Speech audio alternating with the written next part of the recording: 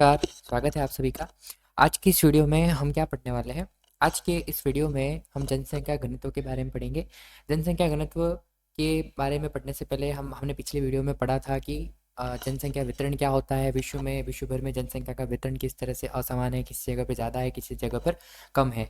तो यहाँ पर पहले हम समझते हैं कि जनसंख्या घनत्व और जनसंख्या वितरण में क्या फ़र्क है। वितरण का मतलब होता है कि कहीं पर लोगों की जनसंख्या ज़्यादा है, कहीं पर लोगों की संख्या कम है। तो इस प्रकार से कहीं कम कहीं ज़्यादा, तो किस तरह से लोग बटे, किस तरह से लोगों का वितरण हो रखा है, किस तरह से लोगों का निवास कम ज़्यादा है, इसके बारे में ये जो होता है वो वितरण था। अब हम पढ़ेंगे घनत्व के बारे में। घनत्व का मतलब ये होता है कि किसी क्षेत्र के मुकाबले उसमें वहाँ पर लोगों की संख्या कितनी है, उस एरिया को ध्यान में रखते हुए, उस क्षेत्र को ध्यान में रखते हुए जब हम जनसंख्या के वितरण के बारे में पढ़ते हैं तो वो हो जाता है जनसंख्या का घनत्व।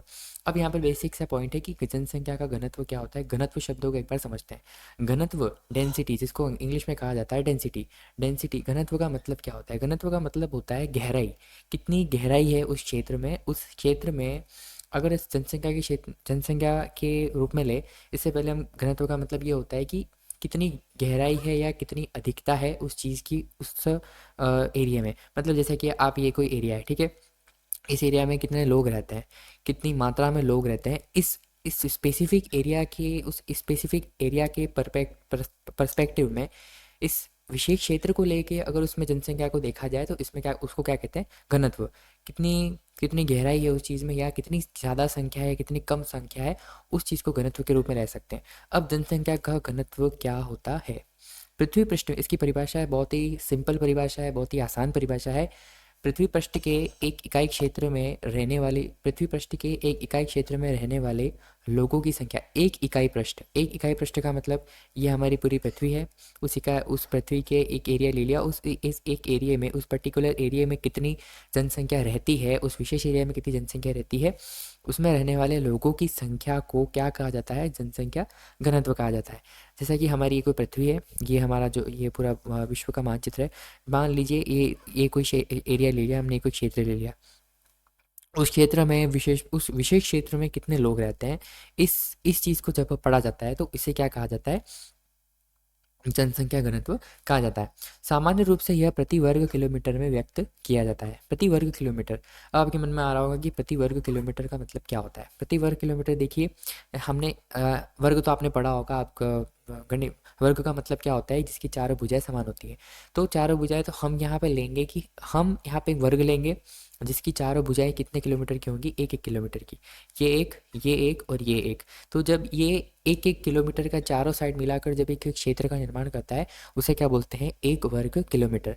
तो प्रति वर्ग किलोमीटर, कोई एरिया ले लिया हमने, मान लो भारत का कोई राज्य है, उस राज्य के ले लिया, उस किसी भी जगह का कोई एरिया ले लिया, 1 किलोमीटर का एक वर्ग बनाया जाता है। तो उस वर्ग किलोमीटर में, 1-1 किलोमीटर के वर्ग में कितनी जनसंख्या निवास करती है, उसे क्या कहा जाता है? उसे ही हम जो घनत्व पढ़ रहे हैं उसे इस रूप में व्यक्त किया जाता है। जैसे कि कोई बड़ा एरिया है तो उसकी जनसंख्या निकालेंगे, तो उसकी जनसंख्या में ये होगा कि अगर हम 1-1 किलोमीटर का माप लेके एक वर्ग बनाते हैं, उस विशेष वर्ग के अंदर कितने लोग रह रहे हैं, इसको क्या कहते हैं हम? जनसंख्या घनत्व। तो ये प्रति वर्ग किलोमीटर में होती है। अब आपके मन में ये प्रश्न आएगा कि मान लो कोई एरिया है, कोई सिटी है, ठीक है, कि इस विशेष एरिया में एक सोसाइटी है, या फिर बहुत सारी दुकानें हैं, या फिर एक बड़ा मार्केट है। तो यहाँ पर लोगों की जनसंख्या क्या है? ज़्यादा है, बहुत ज़्यादा जनसंख्या में लोग रहते हैं, ठीक है। इसी के थोड़ा सा आगे, इसके अगर हम आधा किलोमीटर आगे चले जाते हैं तो उस आगे एरिया में, बड़ा एरिया है काफ़ी, लेकिन वहाँ पर लोग बहुत कम रहते हैं या ना के बराबर लोग रहते हैं। तब आप कहेंगे कि इस क्षेत्र में जनसंख्या इतनी ज़्यादा है और इस क्षेत्र में जनसंख्या इतनी कम है। मतलब इसका मतलब ये हुआ कि हर क्षेत्र में, हर किलोमीटर में, 10 किलोमीटर में जनसंख्या का जो घनत्व है वो आगे पीछे होता रहेगा। तो इसलिए हम क्या करते हैं कि पूरे क्षेत्र का घनत्व निकाला जाता है यहाँ पर। जैसे कि हम विश्व के परिप्रेक्ष्य में देखें, वर्ल्ड के पर्सपेक्टिव की बात करें, तो हम एक देश का घनत्व निकालते हैं, पूरे संपूर्ण देश का घनत्व निकालते हैं। किसी राज्य का घनत्व निकालना होता है तो हम पूरे राज्य का घनत्व निकालते हैं। उस पूरे राज्य का घनत्व कैसे निकाला जाता है? उस पूरे देश का जो क्षेत्रफल होता है, हम पहले उसको ज्ञात करते हैं, उसका एरिया निकाला जाता है। उसका जो एरिया निकाला जाता है, उस पूरे राज्य या स्टेट का जो एरिया निकाला जाता है, उस एरिया में वो जो टोटल पॉपुलेशन रहती है, उस टोटल जनसंख्या पर पॉपुलेशन का भाग दिया जाता है। उस टोटल पॉपुलेशन का भाग दिया जाता है और इसके बाद में हमें क्या प्राप्त होती है, जनसंख्या घनत्व प्राप्त होती है। अगर हम विश्व की बात करें तो विश्व में भी ऐसे ही जनसंख्या का घनत्व निकाला जाता है। वो कैसे निकाला जाता है कि पूरे विश्व में जितनी भी लैंड, जितनी भी भूमि है जहाँ पर लोग रहते हैं या नहीं रहते हैं, उस पूरे क्षेत्र एरिया को निकाल दिया और उसके बाद में पूरे विश्व में जितने लोग रहते हैं उसके हिसाब से हमने उसको भाग दे दिया और उसके बाद में हमने घनत्व निकाल दिया। घनत्व का मतलब ये होता है कि जैसे कि कहीं पर ज़्यादा होता है, कहीं पर कम होता है। ये कैसे होता है, जैसे कि कोई मान मान लीजिए कोई क्षेत्र बड़ा है, मान लीजिए कोई क्षेत्र छोटा है, लेकिन दोनों ही जगहों पर क्या होता है, समान संख्या में लोग रहते हैं। मान लो यहाँ पर भी 1000 लोग रहते हैं और मान लीजिए यहाँ पर भी 1000 लोग रहते हैं, लेकिन जनसंख्या घनत्व किस क्षेत्र का ज़्यादा होगा, तो जाहिर सी बात है जनसंख्या घनत्व जो क्षेत्र छोटा है उसमें ज़्यादा होगा, क्योंकि यहाँ पे एरिया तो बड़ा है लेकिन जनसंख्या उतनी है, लेकिन यहाँ पे जनसंख्या उतनी होने के बावजूद भी एरिया छोटा है, तो डेंस होगा ना, लोग ज़्यादा होंगे, एरिया के हिसाब से लोग क्या हैं, ज़्यादा हैं, तो यहाँ पर जनसंख्या का जो घनत्व होगा वो क्या होगा, ज़्यादा होगा। तो इस तरह से वर्ग किलोमीटर में इसको व्यक्त किया जाता है, ये आपको ध्यान रखना है। इसके बाद संपूर्ण विश्व का औसत जनसंख्या घनत्व कितना है, 51 व्यक्ति प्रति वर्ग किलोमीटर। संपूर्ण विश्व की बात करते हैं, यही होता है संपूर्ण विश्व, जितनी भी भूमि है, जितना भी भूमि लैंड एरिया है, उसके उसके पूरे का एरिया निकाला जाता है, उस पूरे एरिया में पॉपुलेशन का डिवाइड किया जाता है। अब उस एरिया में किस किस को लिया जाता है, ये साउथ जो ध्रुवीय इलाका है हमारा, जो जहाँ पर लोग नहीं रहते हैं या बहुत ही ठंडा इलाका है, वैसे क्षेत्रों को भी लिया जाता है। उन सभी क्षेत्रों को मिलाकर फिर जितने भी वर्ल्ड हैं जिसमें जनसंख्या निवास करती है, उन सभी जनसंख्या का फिर भाग दिया जाता है और उसके पर्सपेक्टिव में, उसके परिप्रेक्ष्य में फिर घनत्व निकाला जाता है।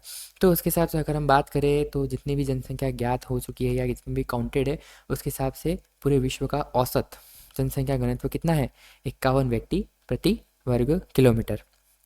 अब हम विश्व की बात करते हैं तो सबसे अधिक जनसंख्या घनत्व महाद्वीप के हिसाब से अगर बात करते हैं, सबसे अधिक जनसंख्या घनत्व दक्षिण मध्य एशिया। दक्षिण मध्य एशिया का मतलब हमारा जो देश है ना, उसके पर्सपेक्टिव की बात कर रहे हैं। दक्षिण मध्य एशिया हमारे देश का जो भाग है, भारत पाकिस्तान बांग्लादेश जो भाग है, वहाँ पर जनसंख्या का घनत्व सबसे ज़्यादा है। क्यों है, क्योंकि वहाँ की जनसंख्या बहुत ही ज़्यादा है, बहुत ज़्यादा जनसंख्या रहती है, लेकिन जो एरिया है, जो क्षेत्र है वो कम है।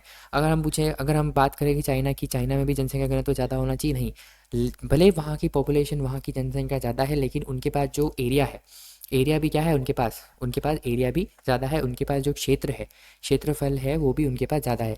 लेकिन हमारा क्षेत्रफल कम होने के कारण और जनसंख्या उतनी ही होने के कारण घनत्व की संख्या क्या हो जाती है, अधिक हो जाती है, वो डेंस हो जाता है वो इलाका, वो और घना हो जाता है। इसके बाद अब एशिया की बात करें तो पूर्वी एशिया और दक्षिण पूर्वी एशिया ये जो चाइना की तरफ वाला जो पार्ट है वो पूर्वी एशिया है, और दक्षिण पूर्वी एशिया ये नीचे की तरफ जो वियतनाम, म्यांमार और ये सारे जो द्वीपीय देश आ जाते हैं, वो सारे देश आते हैं, उनका घनत्व क्रमशः ज़्यादा है। ठीक है, तो दक्षिण मध्य एशिया, इसके बाद पूर्वी एशिया और इसके बाद दक्षिण पूर्वी एशिया, मतलब जो सबसे हम कह सकते हैं कि घनत्व विश्व में किस महाद्वीप में सबसे ज़्यादा है, तो वो एशिया महाद्वीप में है। तो आई होप आप समझ गए होंगे कि जनसंख्या घनत्व क्या होता है, इसको वर्ग किलोमीटर व्यक्त करते हैं तो वर्ग किलोमीटर क्या होता है, और किसी एरिया की जनसंख्या निकालते हैं, किसी क्षेत्र की जनसंख्या का घनत्व निकाला जाता है तो किस तरह से देखा जाता है।